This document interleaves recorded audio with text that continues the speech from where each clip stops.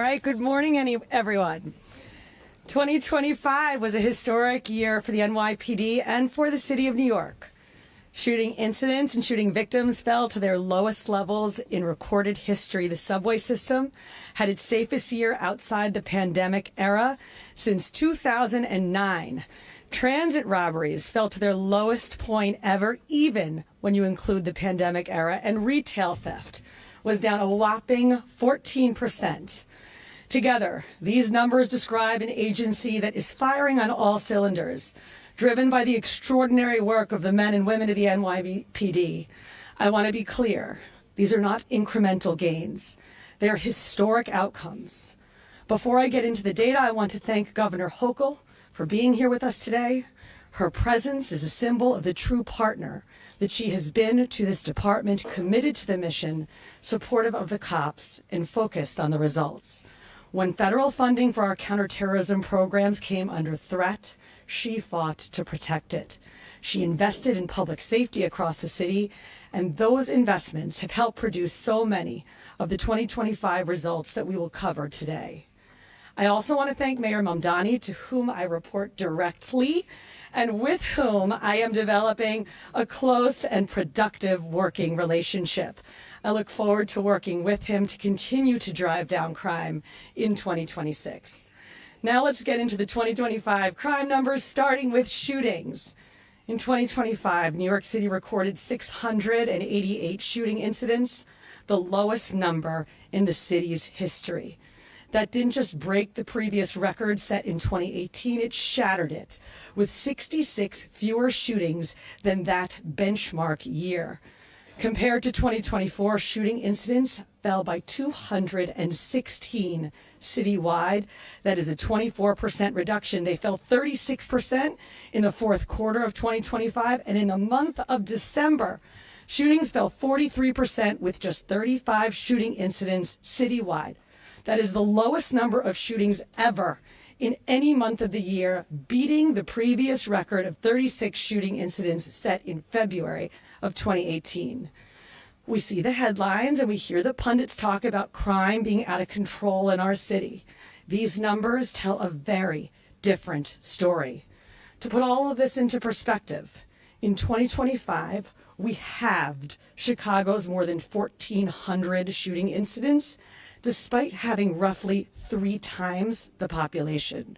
And we have Philadelphia's shooting total as well, despite having more than 5 times the population. This underscores just how far New York City has pushed gun violence down at a scale unlike any other city in the country. And it puts this moment into historical context. For decades, people have pointed to the early 1990s as the moment New York City turned the corner on gun violence, years that had been studied and written about. What is striking is that the drop in shootings from 2024 to 2025 was of a similar magnitude. Given all of this, it should come as no surprise that the number of people shot in New York City also fell to historic lows in 2025, with 856 shooting victims citywide. That is 41 fewer people shot than the previous record year of 2018. Compared to 2024, shooting victims declined by 247 citywide, a 22% reduction. That progress accelerated at the end of the year. In the fourth quarter, shooting victims fell by more than 34%, with December posting the lowest victim totals ever recorded for that month. And compared to 2021, 1,021 fewer people were shot in New York City in 2025.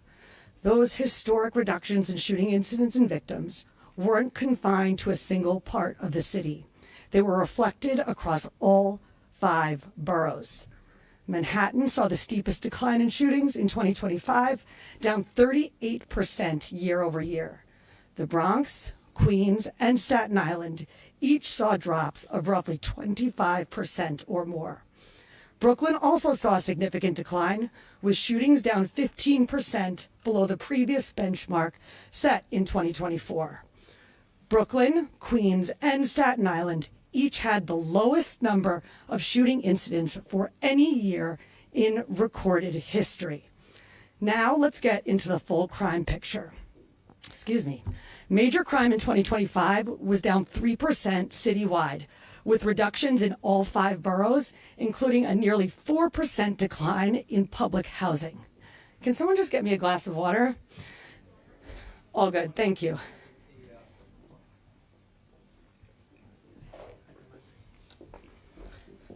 All good, thank you. Oops. Sorry, I had something in my throat. Thank you. Here, Chief. Make no mistake about it. These reductions are the product of our precision policing strategy, putting an unprecedented number of cops on the streets and in the neighborhoods, driving violence, including thousands of additional officers on foot posts and conducting targeted takedowns of the most violent gangs operating in our city. Last year alone, our Detective Bureau carried out 70 takedowns, resulting in the arrest of 390 gang members. You can see the impact of our zone strategy most clearly in the places that have historically experienced the most violent crime and where we have maintained permanent precision policing zones. Take the 2-5 precinct, which includes the 125th Street corridor.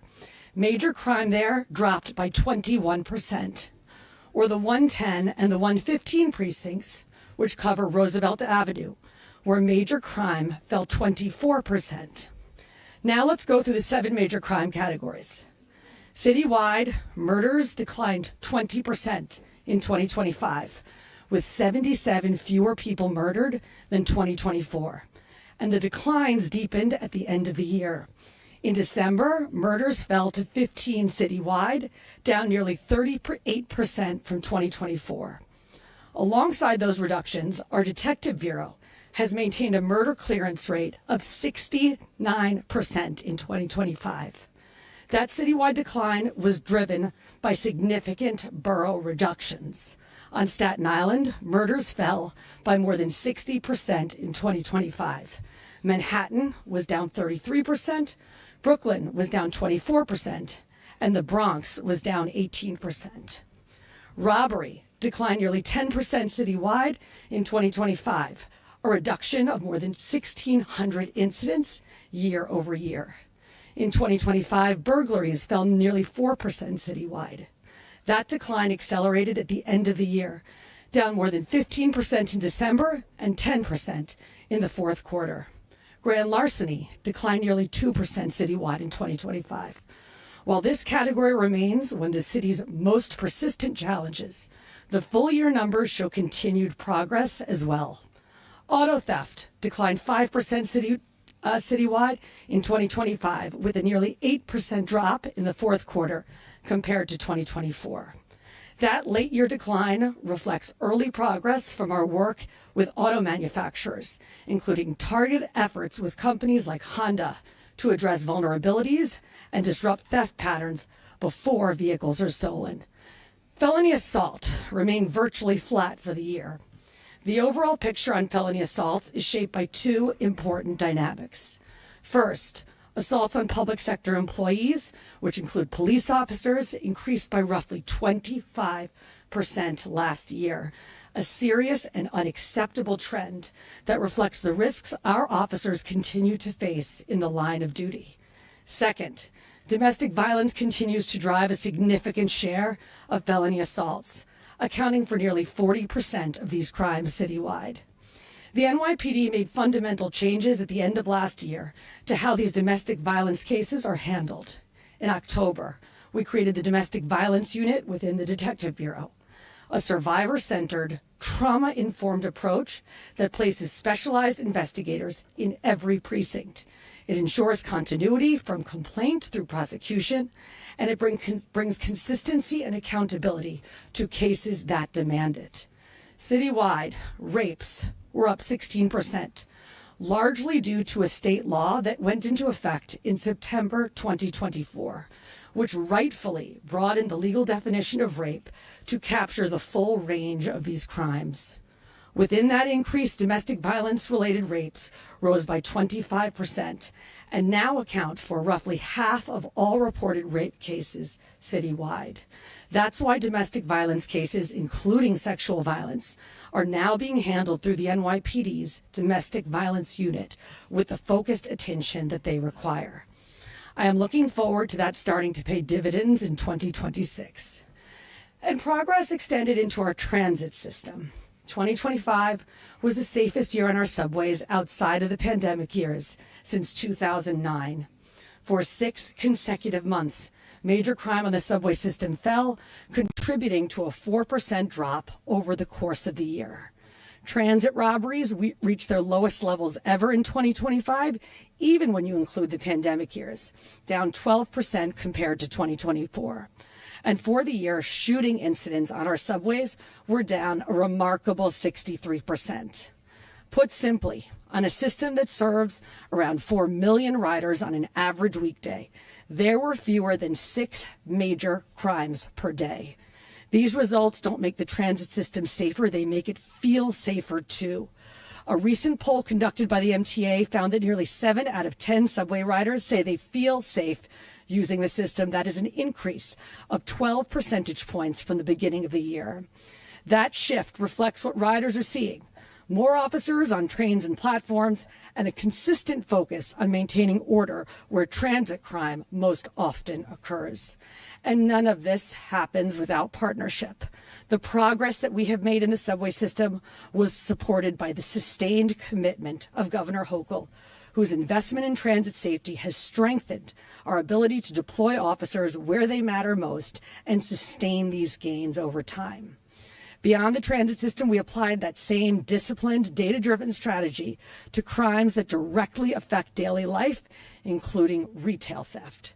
Retail theft is a recidivist-driven crime that spiked in the early 2020s, and communities across the city felt the impact in very real ways, from everyday items like toothpaste being locked behind cases to local businesses struggling to stay open.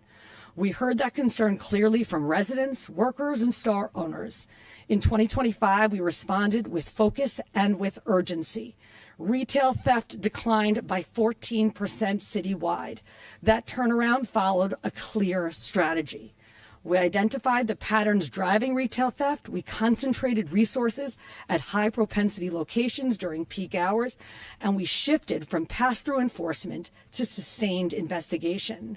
As a result, nearly half of all retail theft complaints resulted in an arrest, the highest rate since 2019. While we have made historic gains generally fighting violent crime, we have not turned the tide yet on youth violence. In 2025, 14% of shooting victims were under the age of 18, an increase of 5 percentage points from 2024. And 18% of shooting perpetrators were also under the age of 18. These are the highest percentages that we've ever seen for both measures since we began tracking this data in 2018. That reality demanded a change in approach. That is why this fall, we implemented school safety zones, modeled after our violence reduction zones, but designed specifically to keep kids safe. These zones focus on the places where young people are most likely to fall victim to a crime: commuter corridors, bus stops, and the routes students take to and from school. And the early results are significant. Since September, within these zones, overall crime was down 53%, and shooting incidents and shooting victims are down there more than 75%. Excuse me. We also changed our strategy with school safety agents, including deployments in and around schools, and the results there were striking too. School-related enforcement is down 21%, and school-related crime is down 22%. Get another sip of water. Thank you. Sorry. Okay. All right. Addressing youth violence isn't the work of one unit, one agency, or one solution. It requires all of us, families, schools, communities, elected officials, and law enforcement playing our part to keep young people safe. The same is true when it comes to transportation safety. You often hear transportation safety discussed in the context of other agencies, and they deserve so much credit. But I want to brag for a moment about the NYPD's role. Traffic fatalities reached historic lows last year, falling 19% from 2024 and to the lowest total ever recorded in New York City's history. That progress is the result of focused enforcement, particularly against the behaviors that put lives at risk, including drunk and impaired driving. Through sustained DWI enforcement and targeted deployments, NYPD officers are taking dangerous drivers off the road. Last year, DWI arrests were up 15% compared to 2024. Safety in our streets depends not only on enforcement, but on our own judgment. In February, the NYPD updated its vehicle pursuit policy to limit pursuits to the most serious and dangerous crimes. The impact was immediate. Last year, vehicle pursuits dropped by more than 60% compared to 2024. Just as important, the risks associated with pursuits declined sharply as well. Fatalities fell by more than 80%, collisions dropped by nearly 50%, and injuries were cut almost in half. Next, quality of life. Since April, our quality of life teams have been responding to the daily issues eroding people's sense of safety, specifically as they were reported through the 311 system. That work is happening against a backdrop of sharply increased demand. Since 2019, 311 calls have increased by 104%. Even with that surge, citywide response times for chronic quality of life issues improved by an average of 22 minutes in 2025. Service times dropped by more than 14%, and contact resolutions through 311 increased by more than 16%. In 2025, hate crimes declined 12% citywide. Anti-Semitic incidents also declined, down 3% year over year, but they still accounted for 330 cases, representing 57% of all hate crimes reported in New York City, despite Jewish New Yorkers making up roughly 10% of the city's population. These numbers remain far too high, and anti-Semitism continues to be the most persistent hate threat that we face. The NYPD will continue to confront hate crimes aggressively and protect every community targeted because of who they are. The results that I have just described are extraordinary on their own. They are even more extraordinary when you reflect on where this department stood just a year ago. A crisis of leadership, a department plagued by scandal at the top, and public confidence deeply shaken. And yet, through it all, the men and women of the NYPD kept doing the work New Yorkers depend on. They met the standard, they upheld their responsibilities, and they delivered remarkable results that speak for themselves. That kind of work matters, and people noticed. In 2025, the NYPD hired more than 4,000 officers across 4 academy classes, making this the largest hiring year on record and bringing us virtually to the department's authorized headcount. That kind of growth does not happen by chance. It happens when a profession earns the confidence of the city that it serves, and when people see this work as something worth stepping forward for. And despite what critics say, this year the NYPD did not experience an unexpected or extreme wave of departures. Retirements were exactly as we projected at the beginning of the year. Resignations before pension eligibility are down more than 40% since 2022. And in 2025, we outpaced attrition by more than 800 officers. Our officers are the ones doing this work on the streets, but the direction of this department is set by its extraordinary leadership. I want New Yorkers to know that they are served by an incredible executive staff at the NYPD, including highly skilled civilian leaders and thoughtful and honorable uniformed chiefs led by our chief of department, Chief LaPetri, our crime strategist extraordinaire. As someone who has been in and around the NYPD for 18 years, I can say without hesitation that this is the finest group of policing professionals that I have been privileged to work with. The historic reductions we've shared today did not happen by chance. They are the product of a department that confronts reality as it is, identifying the challenges in front of us, developing strategies to meet them, and executing those strategies with discipline and with precision. That approach is deliberate. It is precision policing, a data-driven, scalpel approach that focuses effort where they matter most. It means putting officers where crime is actually happening, when it is happening, and staying there long enough to make systemic change. But all of this is only possible because of the men and women of the NYPD. It shows up in the decisions that they make on the streets, in investigations carried to their conclusion, and in the quiet consistency required to hold the line across a city this large and this complex. I want to be clear. As the year turns, our crime-fighting posture remains unchanged. The standard we set for ourselves remains high, and the commitment to support the men and women who do this work remains absolute. With that, I will now turn it over to Mayor Mamdani. Thank you.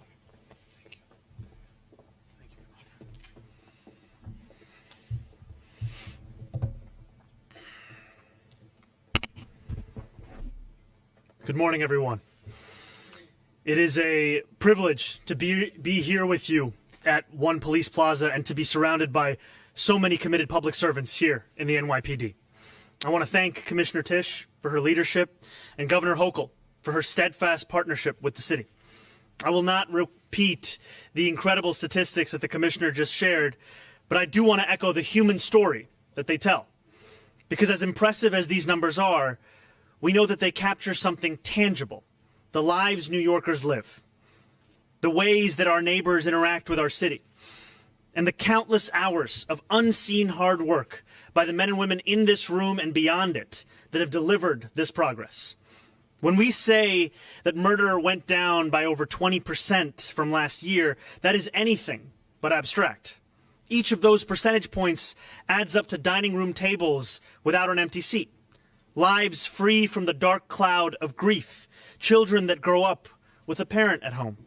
When we talk about the safest year on subways absent the pandemic years since 2009, we are talking about a city that is and feels safe to explore, where a young New Yorker from Inwood isn't afraid to ride a train to meet her friends in Flushing, where a senior citizen on the Upper West Side isn't reluctant to get on the subway to see a grandchild in Bushwick. These numbers, whether they represent fewer robberies or fewer victims of gun violence, mean a more vibrant, joyful city. It's measured in restaurants and bodegas that keep their doors open later, families that don't hurry home as soon as the light begins to fade from the sky. But make no mistake, none of this arrives by accident. Each of these markers of achievement is a testament to a police department that cares about this city and works with this city to remake this city.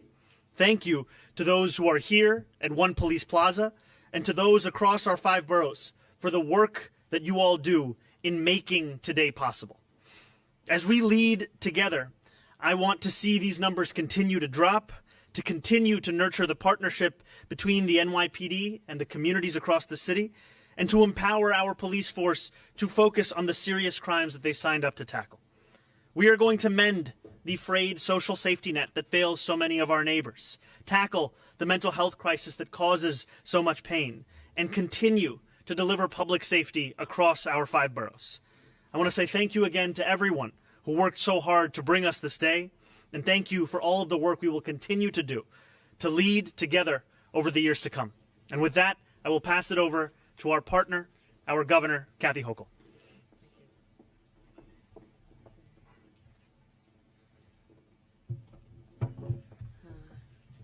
Good morning, everyone. Thank you, Mayor. Thank you for reminding us of the humanity that is involved here when our men and women in uniform go out and save lives and prevent crimes and solve crimes. There are real people whose lives are not shattered. There's families not spending the holidays in an emergency room waiting for hopefully some positive news, or the continuation of therapy that's required, mental health and physical therapy when people are victims of crime. So yes, there's a very human story behind these numbers that we don't want to have lost, but these numbers are nothing short of extraordinary. I want to thank Commissioner Tisch for providing the leadership that this department has needed, and the executive team that responds to that leadership so forcefully, so successfully, and all the people who are out there on our streets and in our subways and our neighborhoods who now feel that sense of pride again of being a member of the NYPD. That is a direct tribute to you, your philosophy, your way you're empowering others to do what they know how to do, and I thank all of you for that. And so we can talk about the numbers again. I'm not going to repeat them all, but I do want to say these reductions in crime that we're talking about today, and we are, again, as a football fan, we are not spiking the football because we always know that something could change. But today is a milestone, something we could not have foreseen, I believe, 4 years ago when I first became governor. We were in the depths of a crime crisis throughout the nation, not just New York, not just New York City, but across the nation. But we were besieged by crime. Shootings had doubled in just a couple of years. Repeat offenders were routinely being sprung free, out to commit crimes again. Thieves were ransacking our local businesses with impunity, and people just felt so unsafe. And it wasn't just our residents. The word was out among people who might visit from other states and other countries. Oh, it's a dangerous place, don't go there. That's what we are entering just a few four short years ago. So I also made a vow. I would take this on directly, with resources, and with commitment. And I decided we needed to do a better job of aligning our state and city crime-fighting efforts because we had been operating as independent actors, but with the same objectives. It did not make sense to me. So I said we'll do everything in my power to restore safety and order to our communities. And we got to work, even statewide. I launched the first in the nation interstate gun interdiction task force. There are now 12 states, and working with the NYPD in New York, that share information, that track the iron pipeline, the flow of guns coming into our state, whether up 95 or up 81 from Pennsylvania, gun shows to our streets in the Bronx and in Syracuse. So we focused on this. Also, we had not properly invested in fighting crime. In my term as governor, we've invested $3 billion across the state, but significant numbers here in the city of New York to assist, because it's asking a lot for localities to be able to use the latest crime technologies. We've invested in drone technology and license plate readers and all the other avenues that are expensive for locals to do, but the state steps in and we say we can help you with that. And I've been proud to announce that all over the state of New York. We also had to address our criminal justice system and had common sense legal reforms. Stronger bail laws to keep repeat offenders off the streets. We now have stronger discovery laws to keep criminals from walking free literally on minor technicalities. We had a situation where 90% of domestic violence cases were being eliminated, that people will make their case, they come and tell their horrible story to someone and repeat the anxiety and the pain, and they're tossed out by a judge on technicalities because of the way our law was written. No more is that the case. Stronger red flag laws, strongest in the nation. And I'm really proud of that, because when you can identify that someone's making threats to a fellow classmate or showing signs that they could do harm to themselves or others, we now as a society have to take action, not just law enforcement, but teachers and other people in the community. They come forward and we find out if there are guns available, and if yes, we will remove them from that individual. That is how we're preventing crimes. As I mentioned, we've equipped police with the best technology, more officers on the subway. What a difference this has made. I can't tell you how many people, and I walk the streets of New York every day, people come up to me and say, I don't worry about my daughter getting on the subway to go to school anymore, because I know the efforts that you and the city have made. And it was resources. It was money to support the overtime that was necessary. And a short time, the National Guard, just to calm things down when the crimes were going up. But now the NYPD, the Transit Police, MTA are doing such an incredible job. So we've seized more guns, we've launched specialized units, and it's starting to pay off. Again, I'm not going through all the data. She stood here a long time. And she might need some more water soon. But I stand here with a heart full of gratitude. And I'm going to be using my next years in office, starting with our State of the State, literally next week, to talk about our enhanced crime-fighting strategies and how we're also going to protect places of worship. We're going to change the law to protect places of worship, and we're going to talk about that next week. And tomorrow I'll be announcing our plan to confront the 3D printed ghost guns. This has been a real challenge for us, not just in the city, but across the state. It's the fastest growing firearm safety threat in the entire country. So no matter how far we've come, we'll remain vigilant, unrelenting in our mission to keep New Yorkers safe. And we'll continue to prove that a partnership like the likes of which we've not seen before is also the key to that success. And you can count on me on being that partner that's going to protect you, provide the resources you need to change the laws that need to be changed, and make sure that you have everything you need to do the incredible work that you do. So I'm here to say thank you to the NYPD, from our commissioner on down to the executive team, but certainly the people on the street that I always say hello to when I'm walking by, and just say thank you, because these are tough, tough jobs. We should never forget that. And I thank our mayor for having the wisdom to continue this leadership, because the numbers are showing that when you put a strategy together, have the team to execute, put the resources behind it, we can keep New Yorkers safer. And that's what it's all about. Thank you very much. Okay, folks, so the way this is going to work, we're going to do on-topic questions first about the 2025 crime stats. After that, we're going to take a quick peek at our NYPD's next lead, and then we'll do some off-topics with the other mayor. Okay? So we're being first. Two questions. First one for the mayor. When you look at these stats, is there anything you feel like you're going to change in regards to the previous administration? And also for the commissioner, people want to know if the NYPD is going to stay this course. So is there any changes you've seen that you can talk about what works for the mayor? Our crime fighting strategy in New York City is working. Now, I am never satisfied with the status quo just because it's the status quo. We're always going to look for ways to sharpen and refine. But I think it's very clear that our approach in particular to violent crime in New York City and to subway crime in New York City has led to historic results. And I don't have any changes on the top of my head that I can think of to it at this time. And I will add that there is much that these statistics cover, the incredible work that we've spoken about today. And I will also tell you that as the mayor of this city, in just the last 2 days, I have been on site for 2 5-alarm fires, one in the Bronx and one in Queens.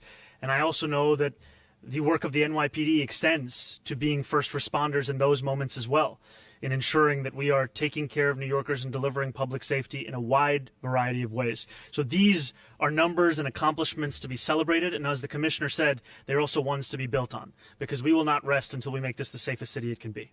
Commissioner, have you had any changes in regards to working with the mayor or in regards to the previous administration? Any changes there? So I have worked now, you're my fourth mayor. Wait, Bloomberg? Yeah, third mayor.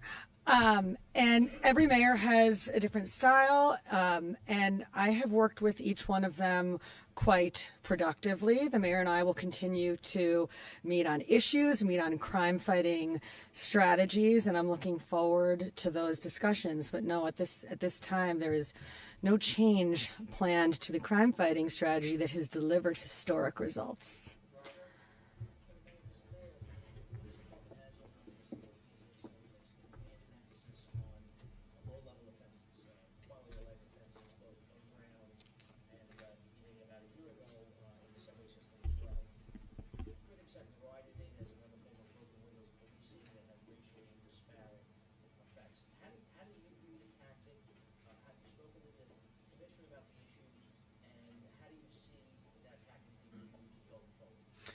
Look, I think as the commissioner said, the two of us are in constant communication. And what New Yorkers deserve and what we are fully aligned on is the fact that we need to see genuine public safety across the city. And that is something that is felt when New Yorkers can walk through their neighborhood without fear or without concern.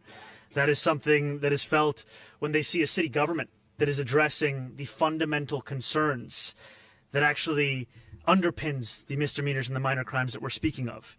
And that is going to be the focus not only of myself, but also of my entire city government. I just want to add to that the Quality of Life Division is by no means a return to broken windows policing. It was done in response to a doubling in the number of 311 complaints that we have received in New York City over a period of 4 years. Those are people from every neighborhood in the city calling the city for help on quality of life concerns. Now, they vary neighborhood to neighborhood, but one thing that is true across all of them is that there are quality of life problems. And so the quality of life division was designed to make the NYPD more responsive to 311 in much the same way that historically we have been quite responsive to 311. So we're responding to noise complaints. We are moving abandoned vehicles that have taken up parking in front of someone's home for months. These are things that we had not historically been responsive to, and New Yorkers were begging us for help. If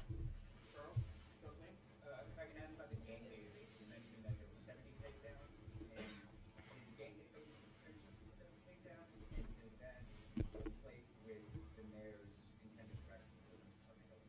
So I have been very clear that the gang database is a tool that has helped us both in terms of fighting gun violence. Certainly when we have a shooting in the city, we use the gang database to anticipate where we may see retaliatory violence, and that has helped drive our gun violence down. But yes, it also contributed to the gang takedowns that have been so successful this year.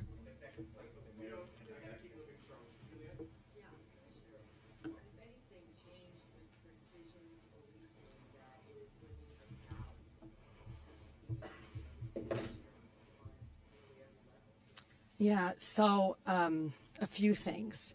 First, we went all in on it. We had thousands of cops basically all year long, but particularly over the summer when we know that gun violence has historically surged, working overnight foot posts on the streets and in the neighborhoods where gun violence has been the most persistent problem. And those deployments have shown unbelievable results. But we also have better data and more refined systems than we have ever had in the past. And one of the things that I have enjoyed working with here is leveraging that data and those systems to make sure we are going after the right people and putting the cops in the right places.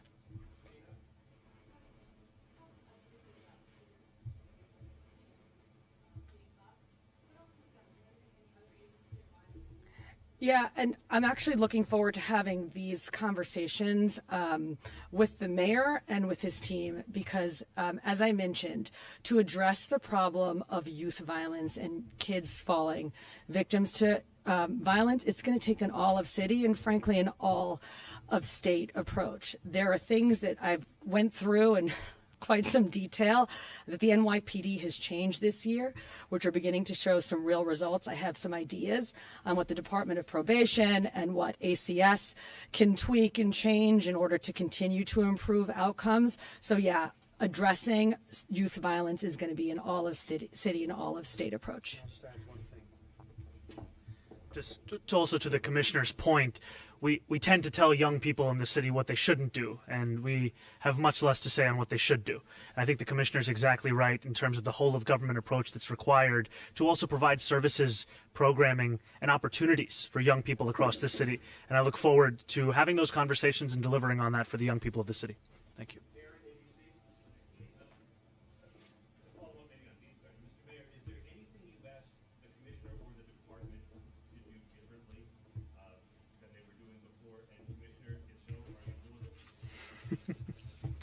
You know, I will say I made the decision to retain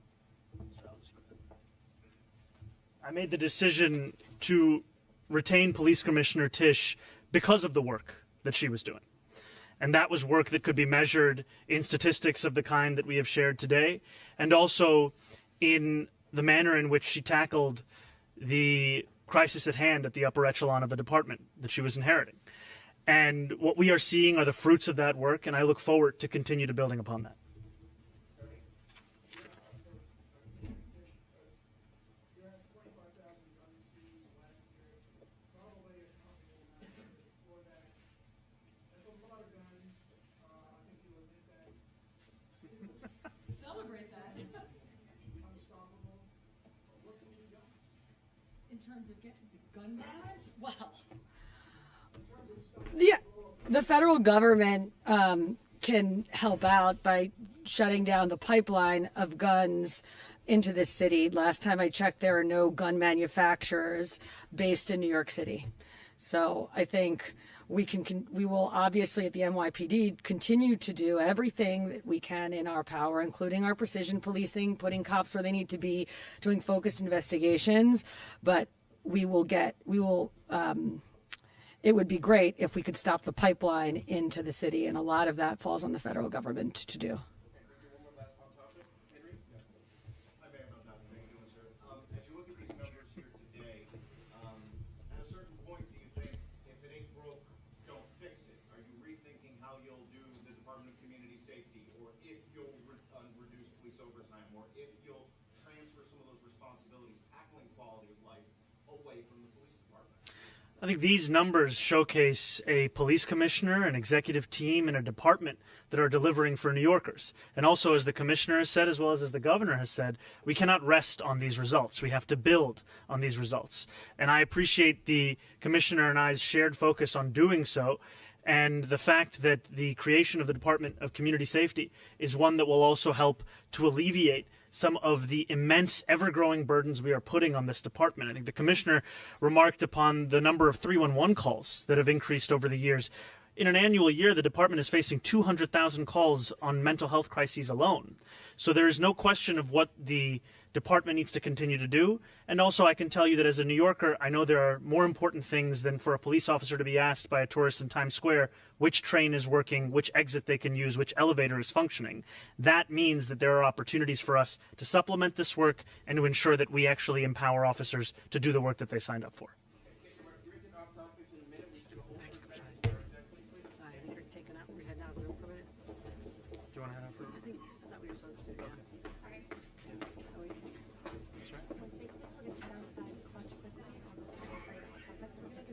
Okay, sounds good.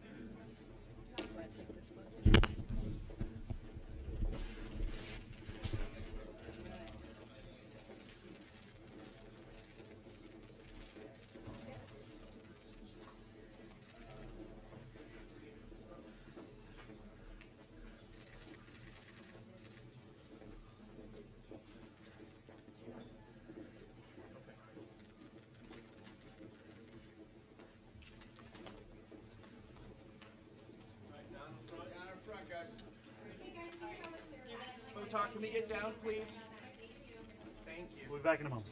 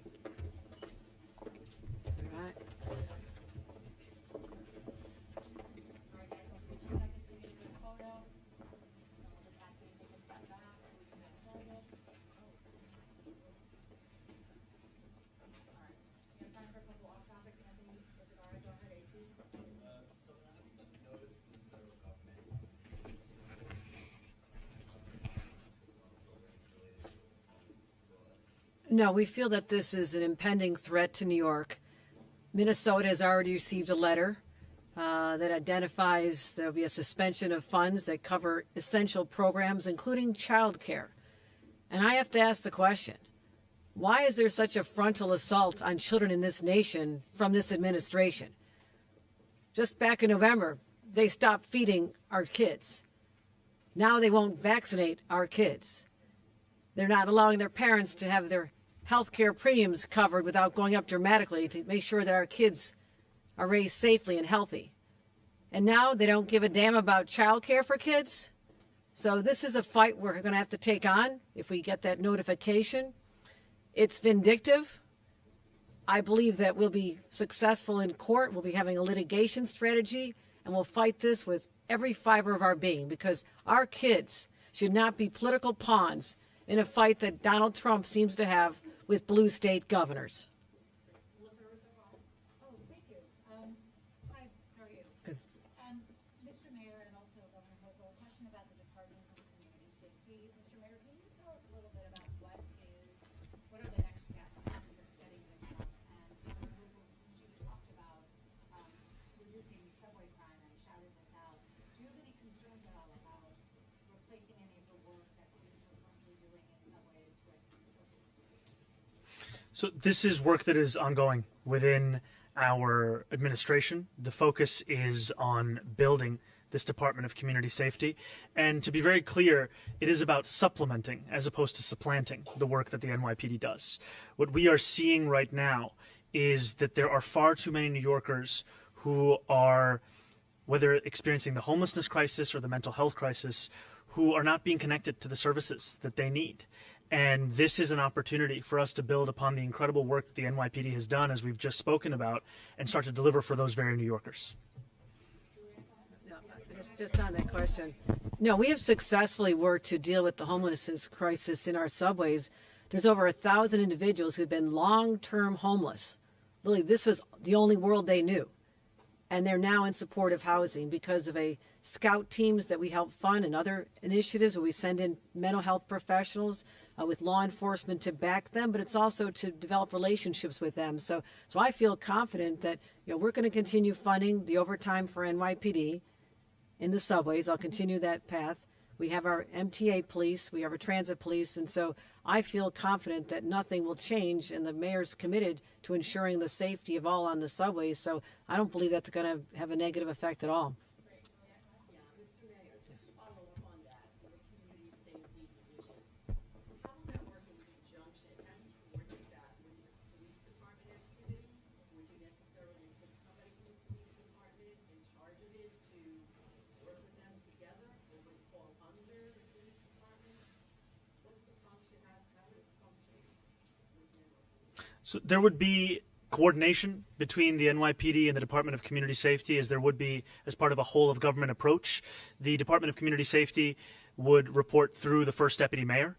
This will be work that will be critical in tackling so many of the different issues we see in our city. Right? We've spoken about the mental health crisis. We've spoken about homelessness. Part of this is also tackling the silos that have existed within city government. We have a number of different initiatives, a number of different departments that are tasked with doing very similar things, but they're operating in isolation. So even when we are thinking about the incredible work that is being done on tackling gun violence, the importance of actually cohering the crisis management system, for example, within a larger framework that is tackling these kinds of issues, that's going to be critical, and that is something that we are looking forward to. Yes. All right, Henry, last one. Hi there. Governor, you mentioned protecting houses of worship. This in some way would kind of backtrack on an executive order that Mayor Mamdani just pulled back upon taking office. So can you talk about working through that policy? And please go ahead, Mayor. Just to be very clear, the executive order that we issued was a direction to the police commissioner and the law department to review a number of the very things that they had been tasked with prior, and then to present that review to myself. And Governor, if you could talk a little bit about that forthcoming policy, and more broadly, since you two are standing together in your first joint press conference as elected, pretty much statewide, citywide leaders, how do you work through difference? Just bring me behind the scenes a little bit about if you believe A, he believes B. How do you work through that? Well, first of all, in my State of the State address, I'll be announcing safety zones around houses of worship where people can go freely to go to a safe place without threats of violence or protest. So we'll be announcing that very shortly to protect individuals. I get along with most people. The mayor's a nice guy, too. And I think what you talk about is what the people of the city of New York want. When I became governor, there was a long legacy of conflict, turf battles, big egos that were fighting each other, right? Nonstop. It was a constant clash.